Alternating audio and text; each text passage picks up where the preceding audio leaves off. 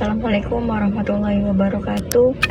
Saya Nur Hayati, Kawal Keuangan Desa Citemu, Kecamatan Mundu, Kabupaten Cirebon. Syudaralun Nur Hayati, seorang bendahara atau kaur keuangan Desa Citemu, Kecamatan Mundu, Kabupaten Cirebon, Jawa Barat ditetapkan sebagai tersangka setelah melaporkan atasannya korupsi. Janggal. Nur Hayati diketahui sebelumnya menjadi pelapor kasus dugaan korupsi anggaran pendapatan dan belanja desa APBDes Cimetu tahun anggaran 2018-2020 yang menyeret S, Kepala Desa Cimetu. Kasus tersebut menjadi sorotan setelah video Nur Hayati beredar dan viral di media sosial.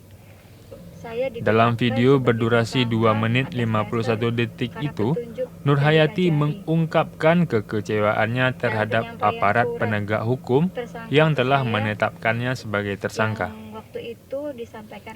Dalam video itu, Nur Hayati mengaku dirinya telah meluangkan waktunya selama kira-kira 2 tahun untuk membantu penyidik memeriksa kasus tersebut.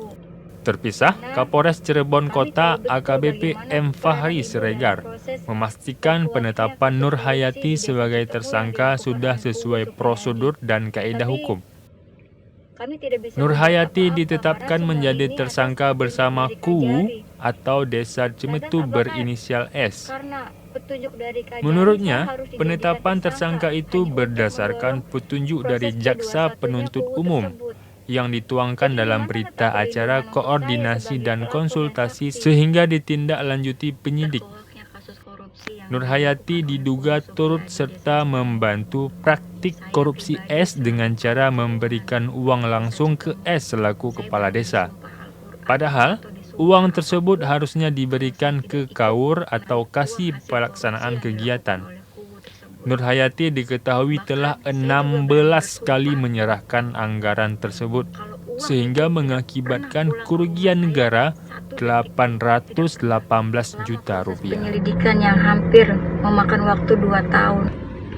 Dari waktu, tenaga, keluarga saya, terutama anak-anak saya yang jadi korban, karena waktu saya tersita hanya untuk mengungkap kasus korupsi Ku Supriyadi.